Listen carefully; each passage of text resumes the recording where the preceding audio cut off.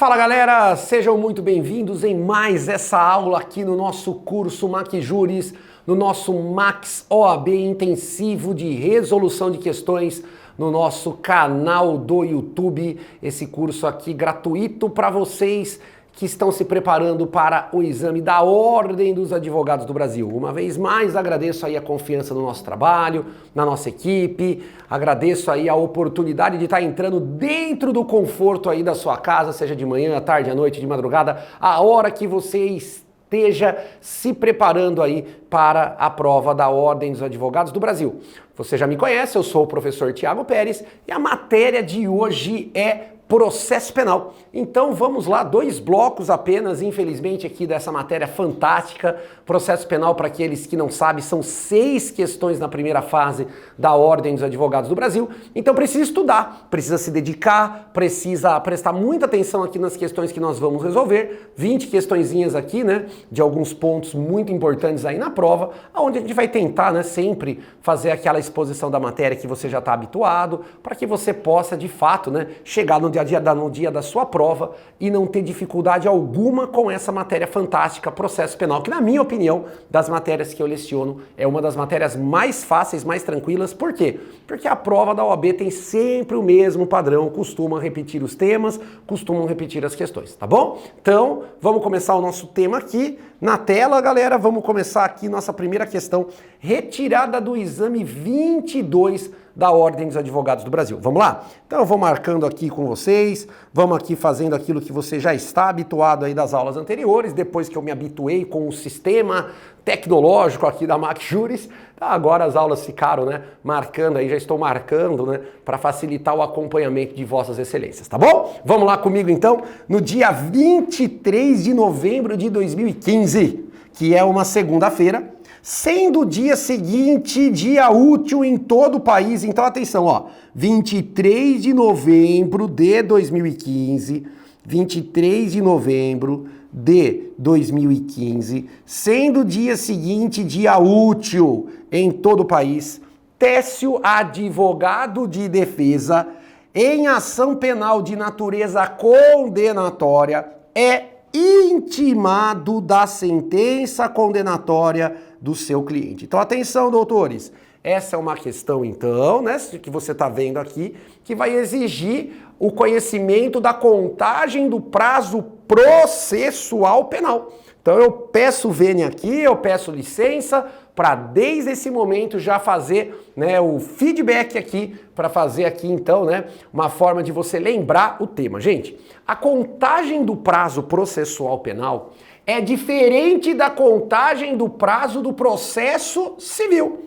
Professor, por quê? Porque olha só, você sabe, e essa questão vocês vão observar, né, essa é do exame 22, salvo o melhor juízo, a próxima questão de um exame mais recente da OAB, também envolvendo a contagem do prazo processual penal, desde a entrada em vigor do CPC de 2015, lá no Código de Processo Civil, lá na aula, né, junto com o professor Orestes, da Justicinha do Trabalho, você sabe, né, que você faz a contagem somente em dias úteis, certo? Somente em dias úteis. Então, sábado, domingo, feriado, você não conta o prazo processual civil, queridos.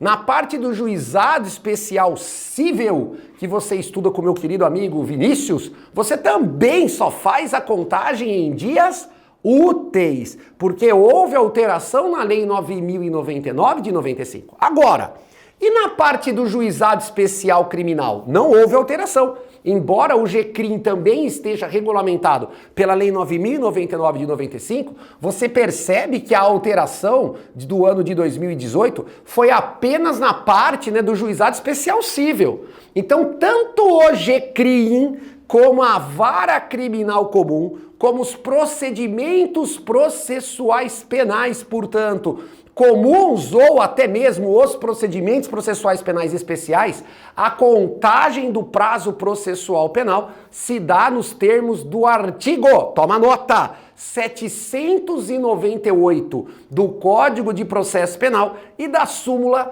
310 do STF. Então vou repetir. artigo 798 do Código de Processo Penal e da súmula 310 do Supremo Tribunal Federal. Como é que a gente conta, professor? Nós excluímos o dia do começo e incluímos o dia do final. Tá, Tiago, mas até aí não tem novidade, porque lá no cível também se conta dessa forma. Tudo bem, mas olha só, no processo penal, nós excluímos o dia do começo e incluímos o dia do final, sendo que ele só começa ou termina em dia útil. Porém, se sábado, domingo ou feriado estiver no meio do prazo, esses dias serão devidamente computados. Eu peço licença aqui para ensinar as vossas excelências com um exemplo prático, para depois a gente cair na questão com maior tranquilidade. Então o que eu peço aqui para você? Eu peço aqui que você observe, ó, lá no processo civil, imagina que aqui fosse o professor Vinícius. Então olha só, você é intimado quarta-feira, advogado, exclui a quarta, porque quarta você foi intimado, então exclui o dia do começo. Então lá no processo civil, ó, quinta, sexta, sábado não conta, domingo não conta, ó, segunda, terça, quarta, se fosse um prazo de 5 dias. Então, de novo, ó, você foi intimado na quarta-feira, exclui a quarta. Se o prazo fosse de 5 dias, em processo civil, quinta, sexta, segunda, terça, quarta. Assim seria a resposta da prova. Certo? Agora, em processo penal, ó, professor Tiago aqui, com o maior prazer junto com vocês, observa, você foi intimado na quarta-feira, exclui a quarta. Então vamos lá, quinta, sexta, sábado, domingo, segunda. Professor, mas contou sábado, domingo? Conta, gente. No processo penal, só não pode começar ou terminar, certo? Em sábado, domingo ou feriado. Agora, se sábado, domingo ou feriado estiver no meio do prazo, será devidamente computado, certo? Então, Tiago, me dá um exemplo? Sim. Então, vamos imaginar que você fosse intimado, doutores, na terça-feira, ó. Terça, processo penal, terça. Exclui a terça, ó. Quarta, prazo de 5 dias, tá? Quarta, quinta, sexta, sábado, contou. Ó, sábado, domingo, contou também. Mas, Tiago, domingo você falou que não ia contar. Gente, não pode terminar. Então, domingo é o dia 5, mas como não pode terminar, eu prorrogo para o próximo dia útil. Então vai ser segunda-feira. Mas tá vendo? Contou o sábado. Contou o domingo. Só que como não pode terminar nem começar em dia que não seja útil, certo? Nós prorrogamos para o próximo dia útil subsequente. Perfeito? Então, muita calma, muita atenção para não errar a contagem de prazo, tá bom? Então, aqui, vamos voltar na leitura, produção, põe na tela aí por gentileza. Ó, no curso do prazo recursal, porém, entrou em vigor nova lei de natureza puramente processual, que alterava o Código de Processo Penal e passava a prever que o prazo para apresentar recurso de apelação seria de 3 dias e não mais de 5 dias. Então, atenção, ó. Volta aqui na tela para mim, produção, por gentileza. Volta aqui para o professor. Gente, ó, seguinte, presta bastante atenção. O tema aqui, além de ter a contagem do prazo processual, o tema está lá no artigo 2º do Código de Processo Penal. O tema aqui é Lei Processual Penal no Tempo. É isso mesmo. Lei Processual Penal no Tempo. Professor, vamos lá. Qual é o princípio que nós adotamos na Lei Processual Penal no Tempo? É muito parecido com o Código Penal. O princípio do CPP, do Código de Processo Penal, é o princípio do tempus regit actu.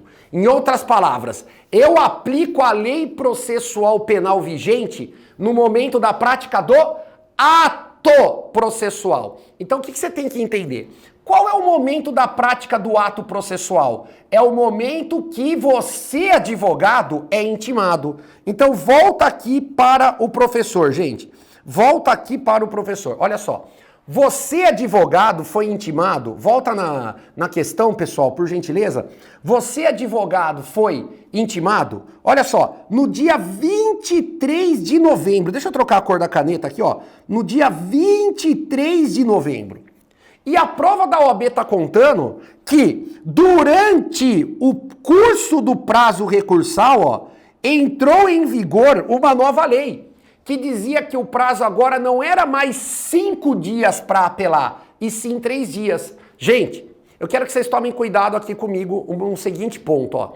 Quando entra em vigor uma nova lei processual penal, ó, olha aqui, ó, natureza puramente processual, regra, nós vamos aplicar essa nova lei, ainda que ela seja pior para o réu. É isso mesmo que você ouviu. Aquela regra que a nova lei, quando é pior para o réu, não se aplica, é regra de direito penal, direito material. A aula hoje é de processo penal. Direito processual, meus queridos. Então o que eu quero que você observe? Olha para mim aqui. Você tem que observar que nós vamos nessa questão responder que o prazo da apelação é 5 dias, não porque a nova lei é pior para o réu, mas porque no processo penal eu aplico a lei que estiver vigente no momento da prática do ato processual. E eu quero que você tome essa nota no seu material. Qual é o momento da prática do ato processual? O momento da intimação sua como advogado. Ficou claro para todo mundo? Então, se você tivesse sido intimado já com a lei dizendo que a apelação era 3 dias, você ia ter que apelar em 3 dias. Mas você vai apelar em 5 por quê? Não porque a nova lei é pior para o réu, e sim porque vale a lei vigente no momento da prática do ato processual. Qual é a lei vigente no momento da prática do ato? A lei vigente no momento que você, advogado, foi intimado. E o enunciado é claro, você foi intimado quando? Quando a lei dizia que o prazo para apelar era de 5 dias, ok? Vamos lá? Continua. No dia 30 de novembro de 2015, um dia útil, Técio apresentou o recurso de apelação, acompanhado das razões. Então vamos lá, o advogado foi intimado no dia 23, que era uma segunda. Exclui. Vamos lá. Terça, quarta, quinta, sexta, sábado. Gente, então sábado era o 5º dia, certo? Como sábado não é dia útil, prorroga. Domingo.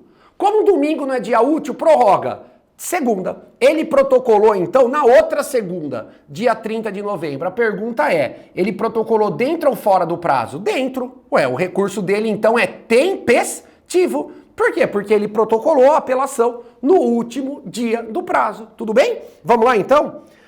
Considerando a hipótese narrada, o recurso do advogado é, olha lá a letra A, intempestivo. Errado, gente. Professor, por que tá errado, ó?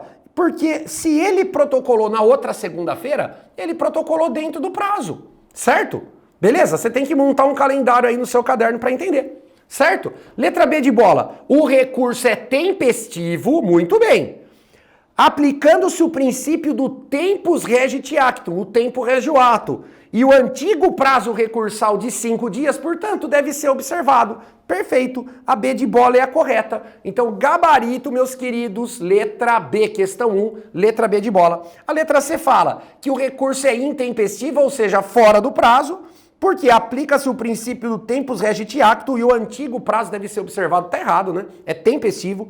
E a letra D fala que tá dentro do prazo, que é tempestivo. Atenção, ó. Aplicando-se o princípio constitucional da irretroatividade da lei mais gravosa. E o antigo prazo recursal deve ser observado. Vocês perceberam? O aluno que não conhece o tema assinala D, falando, por que eu vou respeitar o prazo de 5 dias? Porque a nova lei é pior para o réu. E tá errado, gente. Você vai aplicar o prazo de 5 dias, por quê? Artigo 2º do Código de Processo Penal. No conflito de leis processuais penais no tempo, vale a lei vigente no momento da prática do ato processual, que é o momento da intimação do advogado, tá bom? Vamos lá, questão 2, exame 30. Vamos lá, questão 2, exame 30. Fred foi denunciado e condenado em primeira instância pelo crime de corrupção ativa, sendo ele e seu advogado intimados do teor da sentença no dia, atenção, vamos grifar, ó, 5 de junho, no dia 5 de junho de 2018, que é uma terça-feira. Olha lá, turma, presta atenção. Então, tanto ele como o advogado foram intimados da sentença, né? condenatória no dia 5 de junho de 2018, que é uma terça-feira. Aí a prova fala, ó, a juntada do mandado de intimação do réu ao processo, todavia, somente ocorreu no dia 11 de junho de 2018, segunda-feira. Gente, eu não vou nem grifar isso aqui, eu só quero te explicar. Vem pra tela, vem aqui, galera. Vê, eu quero te explicar uma coisa. Turma, você aprende lá na aula de processo civil que o prazo só começa a contar da juntada do mandado, né, nos autos, ou seja, da juntada do mandado de citação, da juntada do mandado de intimação nos autos. Isso é processo civil, é outra regra diferente aqui, ó, na melhor matéria processual de todas, que é o processo penal. Doutores, a juntada do mandado não significa nada. No processo penal, a contagem do prazo se dá da efetiva citação, da efetiva intimação, ou seja, é o dia que o oficial de justiça certifica no mandado que o advogado ou o réu foram o quê? Devidamente intimados. No caso do réu, né? Ele também é citado durante o processo. Você sabe disso. Citação, ato de chamamento do réu ao processo. Então o que eu quero te mostrar aqui, turma? Ao contrário do que muitos alunos caíram na pegadinha dessa prova, você aqui do MacJury jamais vai cair. Veja, quando que a gente vai começar a contar o prazo? Nós vamos começar a contar o prazo a partir do dia 5 de junho, terça-feira, ou a partir do dia 11 de junho, segunda, que foi a juntada do mandado nos autos? A partir da efetiva intimação, que foi no dia 5 de junho. E aí você já aprendeu na questão anterior comigo. Nós excluímos o dia do começo e incluímos o dia do final. Ué, se 5 de junho era uma terça-feira, exclui. Dia 6 de junho é uma quarta-feira, portanto dia útil, pode começar? Pode. Então a gente vai começar a contar o prazo a partir do quê? Do dia 6 de junho, quarta-feira. Tudo bem, turma? Continua aqui comigo, ó. Considerando as informações narradas, o prazo para a interposição do recurso de apelação pelo advogado de Fred, de acordo com a jurisprudência dos tribunais superiores, ou seja, súmula 310 do STF, será iniciado no dia seguinte à juntada do mandado de intimação. Gente, errado! Não é da juntada do mandado, é da efetiva intimação. Então tá errado. Vamos lá. Letra B de bola. No dia da juntada do mandado de intimação. Errado, turma, nada a ver com a juntada, é da efetiva intimação. Vamos lá. O dia da intimação, ou seja, dia 5 de junho, independentemente da data da juntada do mandado, devendo ser cumprido até o final do prazo de 5 dias previsto em lei, ainda que este ocorra no final de semana. Errado, tem dois erros aqui. Primeiro, vamos lá, nós excluímos o dia do começo. Então, se ele foi intimado na terça-feira, dia 5, exclui a terça. Quando é que começa a contagem do prazo? Na quarta, dia 6. E, se for terminar em sábado, domingo ou feriado, nós prorrogamos para o próximo dia útil. Então vamos contar? Exclui a terça, quarta, quinta, sexta, sábado, domingo, ó. Então 5 dias terminaria no domingo. Professor, então o advogado tem que dar um jeito de protocolar no final de semana? Não. Se termina no domingo, prorroga-se para o próximo dia útil, então vai fazer diferença? Vai. E ele vai ter o direito de protocolar então aonde, turma? Na segunda-feira, né? Então 6, 7, 8, 9 e 10 seria domingo, ele teria o direito de prorrogar na segunda-feira, dia 11 de junho do ano de 2018. Sobrou, né, turma? Vamos lá? Então a letra correta aqui, gabarito, questão 2, letra D de dado, ó. No dia seguinte à intimação, ou seja, dia 6 de junho de 2018, independente da data da juntada do mandado, devendo a data final do prazo ser prorrogada para o primeiro dia útil seguinte, caso se encerre no final de semana. Então, o gabarito, questão 2, letra D de dado é a correta, meus queridos. Vamos lá, então? Questão de número 3, agora retirada do exame 25. Vamos lá. Maria, 15 anos de idade, comparece à delegacia em janeiro de 2017, acompanhada do seu pai, e narra que João, 18 anos, mediante grave ameaça, teria constrangido-a a manter com ele conjunção carnal, demonstrando interesse, juntamente com o seu representante, na responsabilização criminal do autor do fato. Então aqui é uma questão, turma, de inquérito policial, certo? Lembrando, né, que aqui a prova está falando do representante dela, né, porque na época dos fatos aqui da prova, janeiro de 2017, os crimes contra a dignidade sexual, certo? Quando a vítima, senhores, não era menor de 18 anos, a ação era pública condicionada à representação da vítima. Tudo bem, turma? Agora, depois da reforma, né, que nós tivemos no artigo 225 do Código Penal, porque é o Código Penal que trata, né, turma, se o crime é de ação pública condicionada, incondicionada ou ação penal privada, quero deixar registrado aqui, né, que a partir do mês de dezembro de 2018, todos os crimes contra a dignidade sexual, né, dentro ali do Código Penal, o estupro, né, o estupro de vulnerável, a questão, né, de você facilitar a prostituição de criança, adolescente, vulnerável e todos os outros crimes contra a dignidade sexual do Código Penal se processam mediante ação penal pública incondicionada, tá bom? A gente vai daqui a pouco aprofundar na questão aí da ação penal. Mas só para constar, isso aqui não vai fazer diferença nenhuma nessa questão, tá? Então a prova fala, ó, que foi instaurado o inquérito policial. A prova fala que foi instaurado inquérito policial para apurar o crime de estupro. E todas as testemunhas e o João afirmaram que a relação foi consentida por Maria, razão pela qual, após a promoção do Ministério Público pelo arquivamento por falta de justa causa, o juiz homologou o arquivamento com base no fundamento apresentado. Gente, então eu quero que você entenda aqui, ó. O que eu quero que você entenda? Eu quero que você entenda que, segundo o enunciado, ó, a Maria já tem 15 anos, então ela não é mais vulnerável em razão da idade. Porque lembrem, se ela fosse menor de 14 anos, ela seria vulnerável pela idade. Consentindo ou não com a relação sexual, o crime seria de estupro de vulnerável, certo? Mas a prova disse que a Maria tinha 15 anos.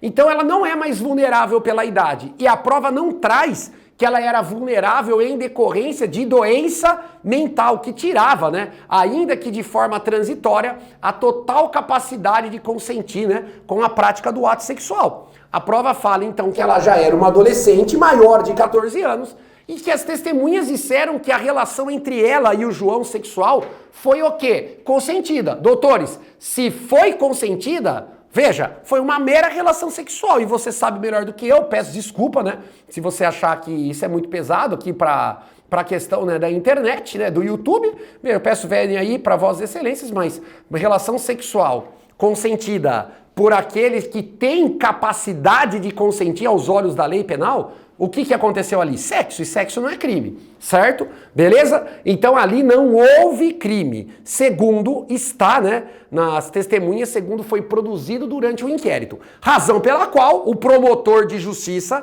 ao receber o inquérito concluído pelo delegado de polícia, já que ele, a titular da ação penal pública, o Ministério Público, né, tem, quando recebe o inquérito, 3 possibilidades. Ou oferece a denúncia, ou requer novas diligências, ou faz o pedido de arquivamento, certo? Que o sinônimo de pedir arquivamento é aquilo que eu vou agora destacar em vermelho, tá, turma? O pedido, né, sinônimo de promoção de arquivamento é o quê, turma? É requerer o arquivamento. Então, requerer arquivamento é sinônimo do quê? De promoção de arquivamento. Então, olha só, eu quero deixar claro que o pacote anticrime, para quem está me assistindo, certo? Que já está em vigor desde o dia 23 de janeiro de 2020, quero deixar claro que o pacote anticrime mudou o artigo 28 do Código de Processo Penal. Para quem for nosso aluno regular, eu vou aprofundar nessa questão, né? O artigo 28 do Código de Processo Penal, introduzido pelo pacote anticrime, o que ele fez, para quem não sabe? Ele fez com que o arquivamento do inquérito fosse uma situação exclusiva do Ministério Público, certo? Só que, para quem não sabe, no dia 21 de janeiro de 2020, o que aconteceu? Através de medida cautelar né, proferida em sede de controle concentrado de constitucionalidade, ou seja, liminar dentro de uma ADI, numa ação direta de inconstitucionalidade, o atual presidente, né, do Supremo Tribunal Federal, que na época era vice-presidente, o ministro Luiz Fux, o que ele fez, turma? Ele acabou, né, suspendendo a eficácia do artigo 28 do Código de Processo Penal que estava sendo modificado pelo pacote anticrime. E você sabe disso, você aprende isso com o professor André, que quando você tem a suspensão liminar do artigo, o artigo anterior tem um efeito repressinatório.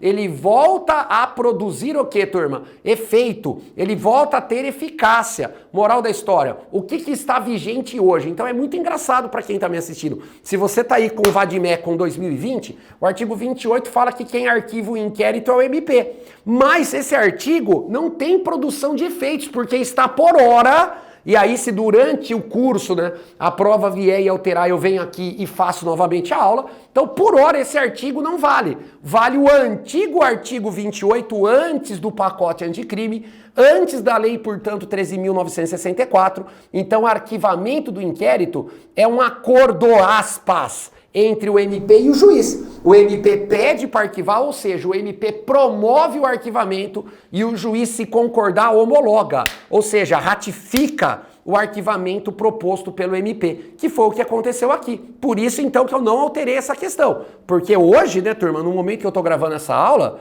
significa o quê? Que ainda prevalece que no Brasil o arquivamento é de responsabilidade de quem, turma? Do juiz de direito e não do Ministério Público. Então é uma situação de acordo entre o MP e o juiz. O MP pede, promove o arquivamento, o juiz homologa, se entender, né, que é caso de arquivamento. Tudo bem? Então vamos lá. O juiz então homologou, professor, e o arquivamento do inquérito aconteceu pelo motivo aqui, ó, falta de justa causa, certo? Pelo motivo falta de justa causa.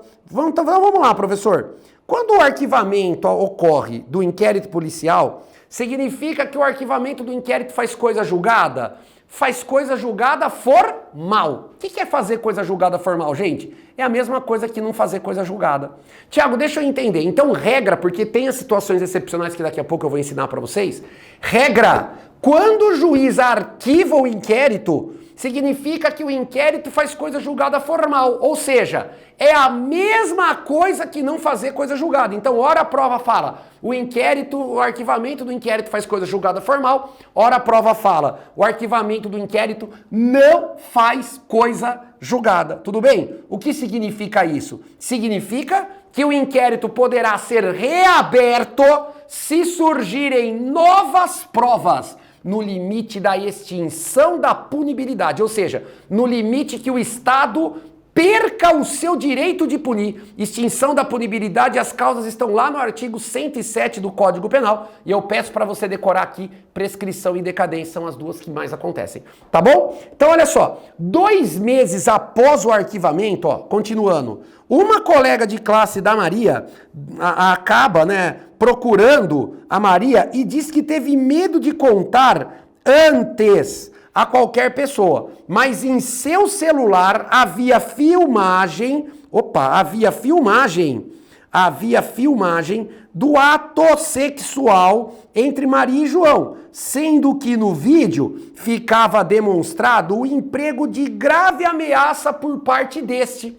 Em outras palavras, queridos, a prova está falando que surgiu então uma nova prova que mostra que aquela relação sexual entre Maria e João não foi consentida, então ela foi estuprada. Porque houve emprego do quê? De grave ameaça, artigo 213. O estupro é quando, né, senhores? Qualquer pessoa, mediante violência ou grave ameaça, né, é submetida a praticar qualquer ato libidinoso, certo? Ou a mulher, mediante violência ou grave ameaça, é obrigada a praticar com o homem, né, a conjunção carnal, que é a penetração do pênis na vagina. Tudo isso é estupro 213 do Código Penal. Tudo bem? Então a Maria entregou o vídeo ao advogado da família. Imagina que você é o advogado da família da Maria. Vamos lá. Considerando a situação narrada, o advogado de Maria, letra A, nada poderá fazer sob o ponto de vista criminal, tendo em vista que a decisão de arquivamento fez coisa julgada material. Errado. Ó, faz coisa julgada formal. Regra. Coisa julgada material, ou seja, a verdadeira coisa julgada, ou seja, aquela que é imutável, a gente vai aprender depois, mas se você quiser ter um nota, né? Quando é que o arquivamento do inquérito faz coisa julgada material? Quando nós temos o quê? Um arquivamento aonde o juiz entende que de fato não houve o crime, ou seja, atipicidade do fato, fato atípico se você preferir, certo? Embora haja uma divergência entre o STF e o STJ, exclusão de ilicitude, exclusão de culpabilidade e extinção da punibilidade. Então você só vai falar que o arquivamento do inquérito faz coisa julgada material quando? Quando for fato atípico o motivo do arquivamento ou exclusão da ilicitude, exclusão da culpabilidade e extinção da punibilidade. Lembrando que exclusão da ilicitude é uma divergência entre o STF e o STJ. Por isso que não cai, tá? Beleza? Letra B de bola. Vamos lá. Poderá, você como advogada da família da Maria, poderá apresentar o vídeo ao Ministério Público, sendo possível o desarquivamento do inquérito ou oferecimento de denúncia por parte do promotor de justiça, em razão da existência de prova nova. Tá certinho, turma. A letra B de bola é a correta. Então, gabarito, questão 3, D de bola. Se você quiser aí, é a súmula 524 do STF. É isso mesmo, ó. Súmula 524 do Supremo Tribunal Federal. Se surgir uma nova prova antes da extinção da punibilidade, o inquérito pode ser reaberto, porque regra, o inquérito não faz coisa julgada, ou se você preferir, faz coisa julgada formal, tá bom? Vamos lá, questão 3, letra C, né? Nada pode fazer o advogado da família sob o ponto de vista criminal, tendo em vista que, apesar da decisão de arquivamento não ter feito coisa julgada material, o vídeo não pode ser considerado prova nova, já que existia antes do arquivamento do inquérito. É claro que está errado, gente. Embora o vídeo existisse antes do arquivamento do inquérito, de fato o vídeo existia, ninguém duvida disso, ninguém sabia da existência do vídeo. Então por que é prova nova? Porque é uma prova que não estava, né, dentro dos autos do inquérito policial. Então isso é prova nova. Então, embora existisse, ninguém tinha ciência dela. Então, isso significa que é uma prova nova. Então a letra C está errada. E a letra D fala, né? O advogado da família pode iniciar de imediato a ação penal privada subsidiária da pública em razão da omissão do MP no oferecimento da denúncia em momento anterior. Gente, errado. A ação penal privada subsidiária da pública, toma nota aí, é o artigo 29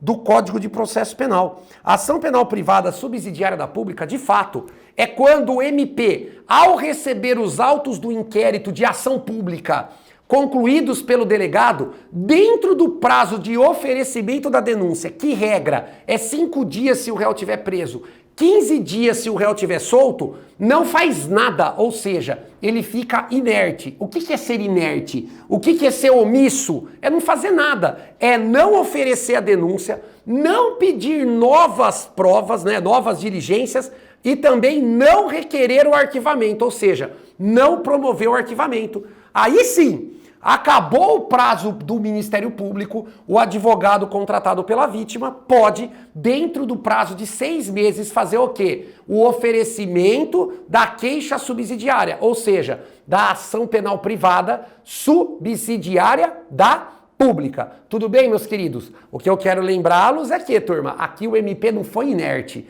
O MP pediu o arquivamento, ele promoveu o arquivamento. Então, se ele promoveu o arquivamento, o advogado da família não tem legitimidade para oferecer uma ação penal privada subsidiária da pública, ou seja, para oferecer uma queixa-crime subsidiária, tá? Beleza? Vamos lá? Questão de número 4 agora, exame 26. Um delegado de polícia, ao tomar conhecimento de um suposto crime de ação penal pública, atenção, ó, incondicionada, ao tomar conhecimento de um suposto crime de ação penal pública incondicionada, determina de ofício a instauração de inquérito policial. Para um pouquinho e vem aqui comigo. Gente, até aqui não tem problema. Por quê? Formas de início do inquérito policial. O delegado de polícia, ele pode instaurar um inquérito de ofício? Gente, desde que preencha os requisitos legais, ele não pode, ele deve. Porque para o delegado de polícia, se você quiser estudar no nosso curso regular, você vai aprender comigo de forma aprofundada. Para ele, o inquérito policial é obrigatório. O que significa? Preencher os requisitos legais, o delegado deve instaurar o inquérito policial. Aqui, doutores, eu quero deixar claro. Se ele tomou conhecimento do fato e é um fato que gera um crime de ação penal pública incondicionada, é obrigação dele, assim que tomar conhecimento da notícia do crime, fazer a instauração do inquérito, beleza? Então até aqui não tem problema. Vamos só ver aqui o restante, né? Após adotar diligência, verifica que, na realidade, a conduta investigada era, atenção, vou até grifar de vermelho, atípica. Então o delegado começou a investigar e viu que o fato era atípico. Gente, fato atípico é fato que não constitui crime. Então, se tiver o arquivamento do inquérito com fundamento no fato atípico, o arquivamento do inquérito, lembra, coisa julgada formal, regra, ou coisa julgada material, exceção? Coisa julgada material, exceção. Essa foi a única vez que na história da prova da OAB-FGV caiu uma questão de arquivamento do inquérito excepcional, ou seja, de arquivamento do inquérito que faz coisa julgada material, certo? Então vamos lá. O indiciado, então, pretende o arquivamento do inquérito e procura seu advogado para esclarecimentos, informando que deseja que o inquérito, atenção, doutores, seja imediatamente arquivado. Então a pessoa que estava sendo investigada falou para o advogado: eu quero que o meu inquérito seja imediatamente arquivado. Lembra, quem arquiva o inquérito para sua prova, enquanto não houver o julgamento, das ADIs 6298, 6299, 6230, 6235 do STF, gente, quem faz o arquivamento do inquérito é o juiz de direito, tá? É o juiz de direito. Então, vamos lá. Considerando as informações narradas, o advogado deverá esclarecer que a autoridade policial... Quem que é a autoridade policial, gente?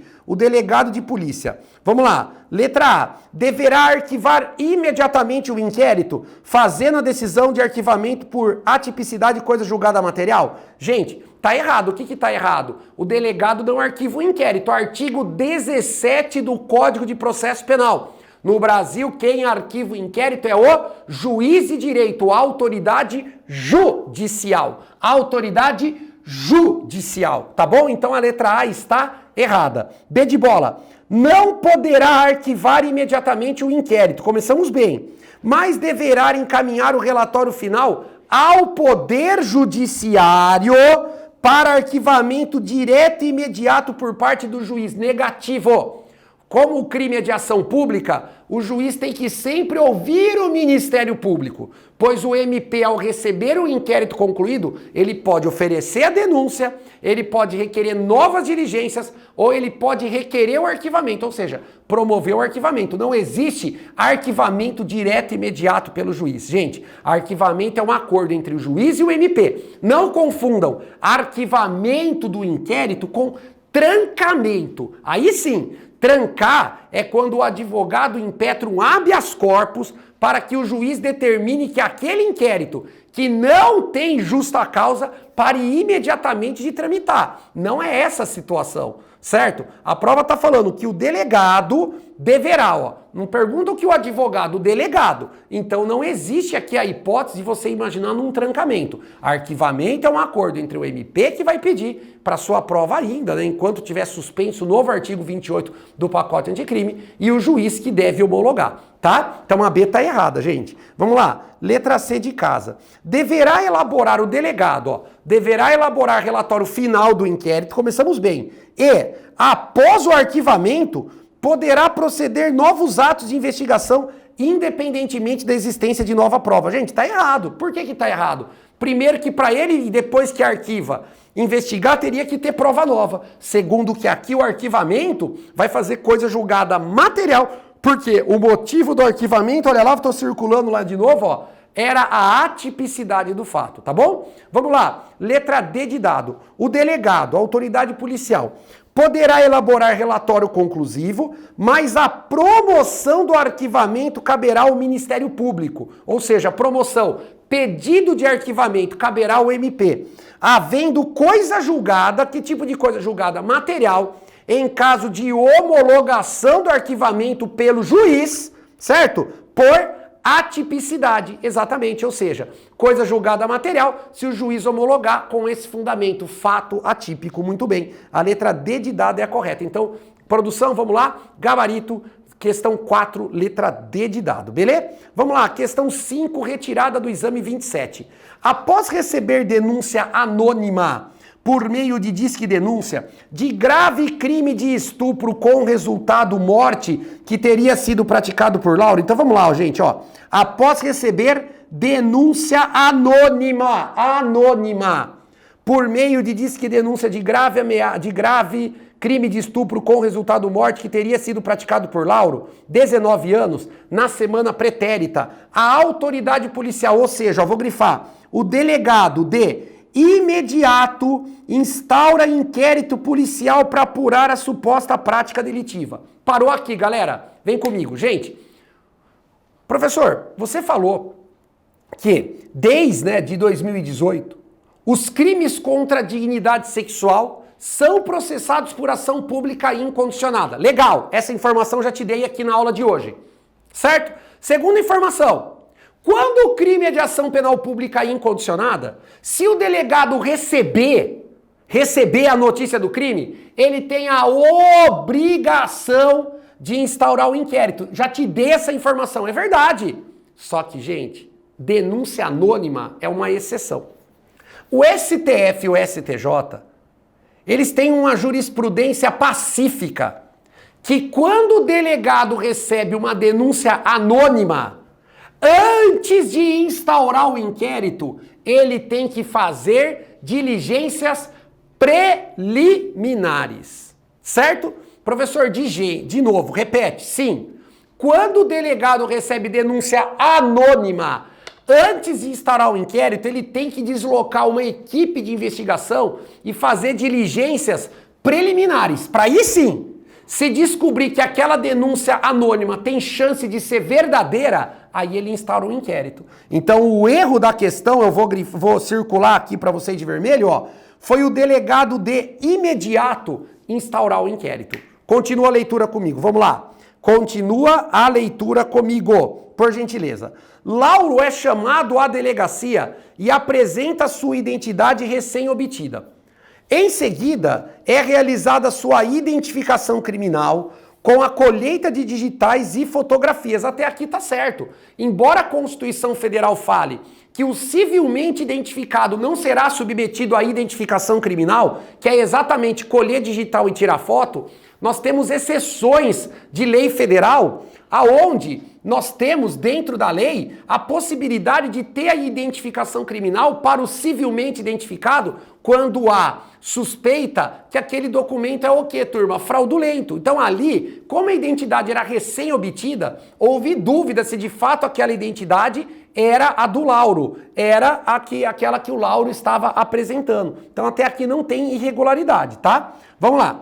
Em seguida, em que pese não ter sido encontrado o cadáver até aquele momento das investigações, o delegado, para resguardar a prova, pretende colher material sanguíneo e do indiciado Lauro para fins de futuro confronto, além de desejar realizar, com base nas declarações de uma testemunha presencial localizado, uma reprodução simulada nos fatos. Tudo bem? Então vamos lá. O delegado pode fazer a colheita do sangue do Lauro apenas se ele permitir. Por quê? Nemo tenetur si detegere. Ninguém é obrigado a produzir prova contra si mesmo. Gente, então, você não é obrigado a ter comportamento ativo, nem é obrigado a ser submetido a uma prova incisiva, como você ser obrigado, a permitir que alguém faça a colheita do sangue. Você só é obrigado a fazer alguma situação quando aquilo não for, senhores, resultar numa colheita de prova, turma,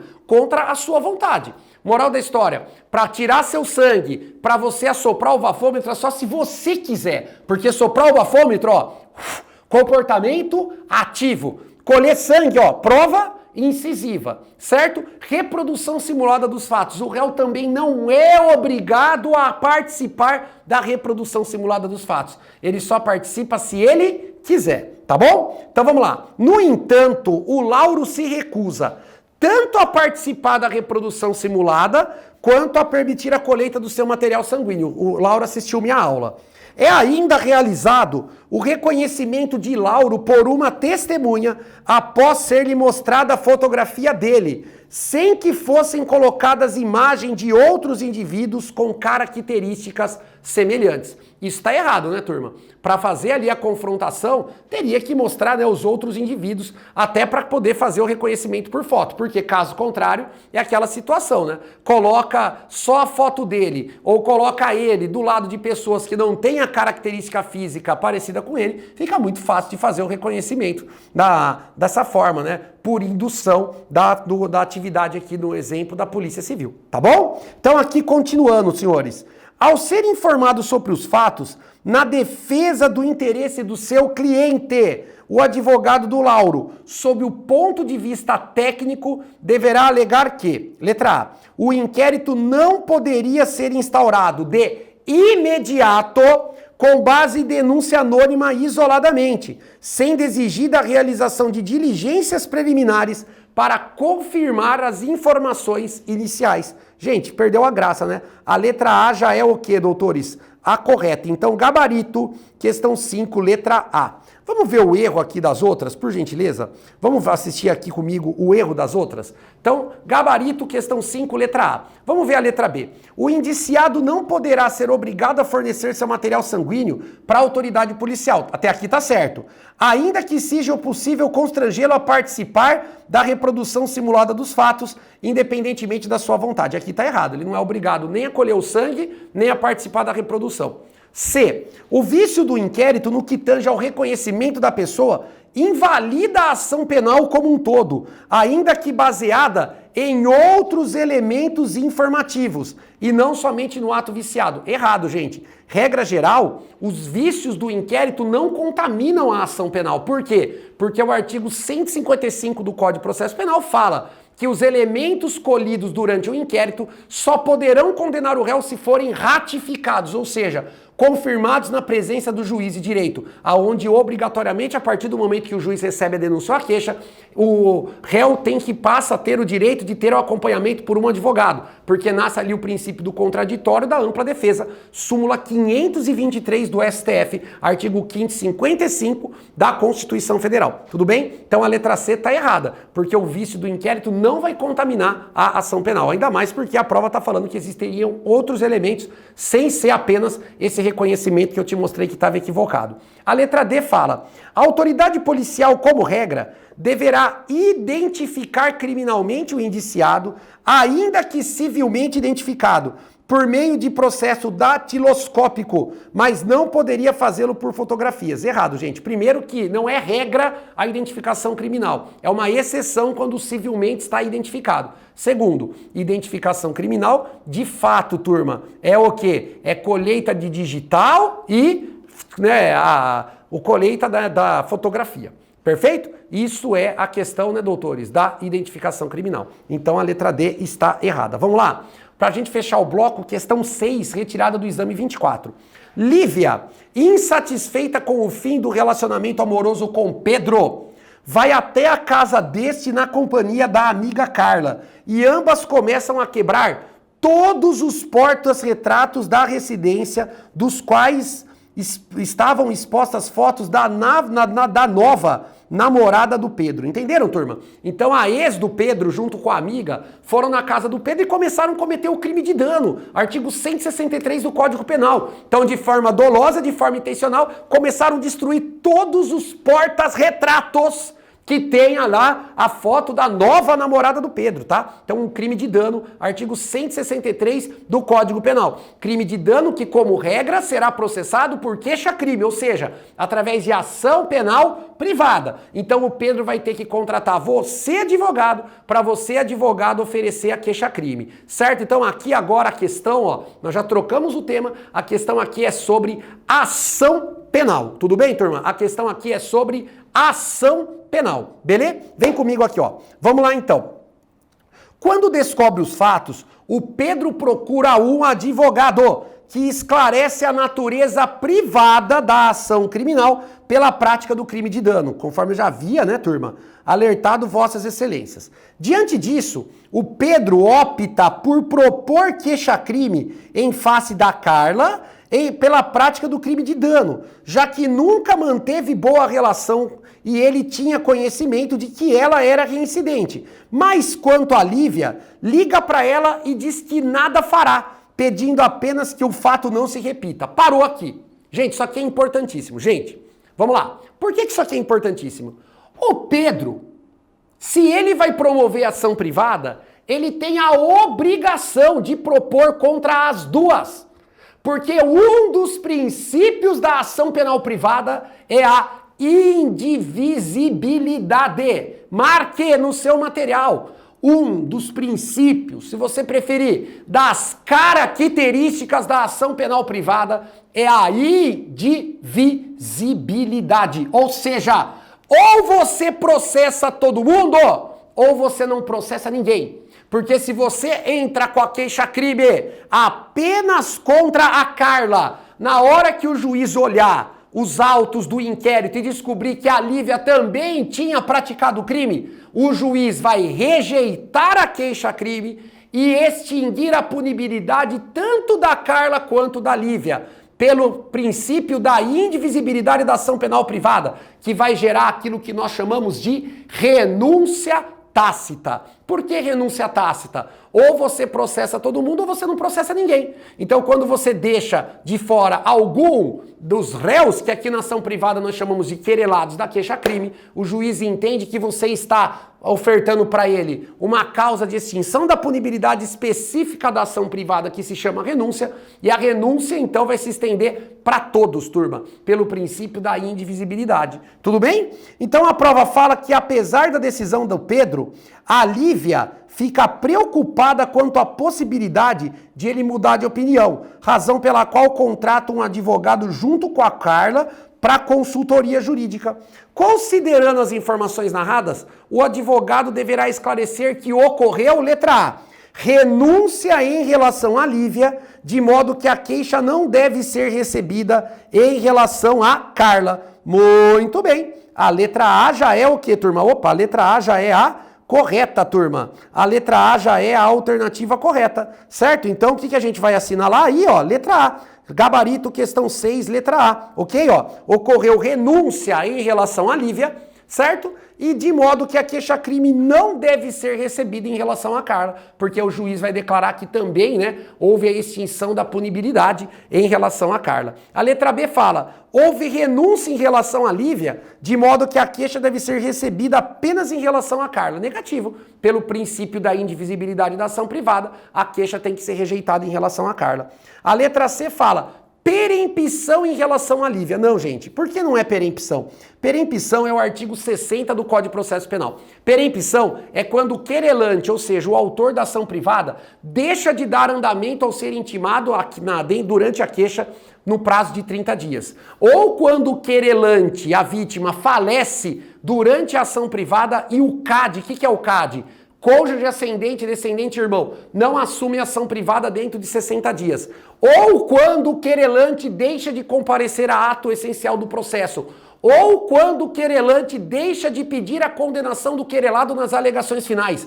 Ou quando o querelante é pessoa jurídica e se extingue no curso do processo sem deixar representante. Então a letra C está errada, obviamente. Certo? E a letra D fala, né?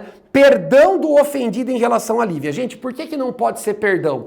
O perdão, depois você dá uma olhadinha no artigo 51 do Código de Processo Penal, o perdão, turma, ele só pode existir depois que a queixa-crime é recebida pelo juiz. Aí, se o querelante quiser parar a queixa-crime, ele pode oferecer o perdão para o querelado. Aqui, se ainda não havia queixa-crime ofertada e recebida pelo juiz, o que significa? Ofertada pelo Pedro, né? E recebida pelo juiz, o que significa? Significa que não há possibilidade de perdão. Então decora, renúncia é antes do início da ação privada. O perdão é depois. A renúncia, além de ser antes, ela é unilateral. Ela não depende de aceitação do querelado. O perdão é bilateral. Por quê? Porque além de ele ser depois do início da ação privada, depois então do momento que o juiz recebe a queixa, só extinguirá a punibilidade se o querelado aceitar. Depois, no próximo bloco, a gente vai fazer uma questão dessa aí de perdão para você pegar a grande diferença, tá bom? Fiquem com Deus, foi um prazer aqui nesse primeiro bloco. Daqui a pouco a gente vai para o segundo e último bloco de processo penal. Até daqui a pouco.